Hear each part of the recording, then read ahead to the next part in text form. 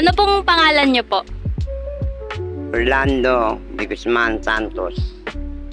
Ilang taon na po kayo gumagawa po ng gantong business po? Siguro mga 65 na o 62. Ilang taon po kayong naggumawa po ng 10 taon lang 10 ako. years old po. Tinuruan po kayo ng magulang niyo.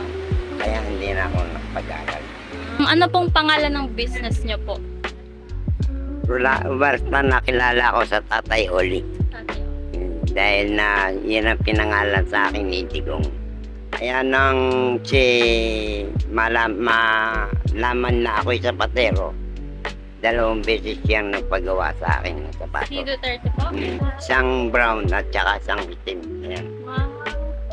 Magkano po kaya yung mga ano po, sapatos niyo po? From pinakamura po to pinakamahal po. Merong 600, merong 800, merong 1, 2, 1, 3.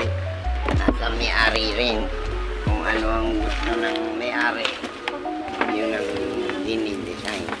Parang sila po yung kung ano pong gusto nila.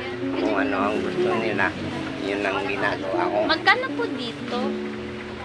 Ang ganda Yan. po. Mga, ano yun, 3, 5. 3.5. Kaya lang, siyempre, yung aking ginagawa, meron ng may-ari niyan. Meron na po. Ay, oo nga po, may pangalan nyo din po pala. Oo. Tatay Oli. Ang ganda naman po ng gawa nyo. Magkano po yung ganito po? 1, 3. 1.3. Kasi maganda rin po kasi yung quality Kasi ang po. twill, ang pinagmamalaki ko dyan, twila. Ay, swelas. Hindi nababali. Sarili nyo pong design po to? Oo, sarili. Ano pong tawag po dito? Putol puntera, kung tawag. May-ari na rin po to, no? Meron na. Magkano po ito?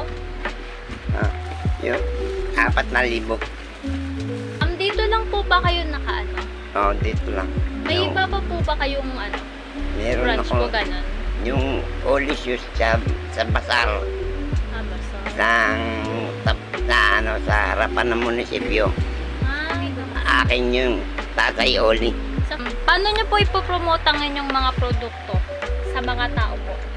Ang sa akin, yung pinakikilala ko lang kung gaano ko katibay gumawa ng sapatos.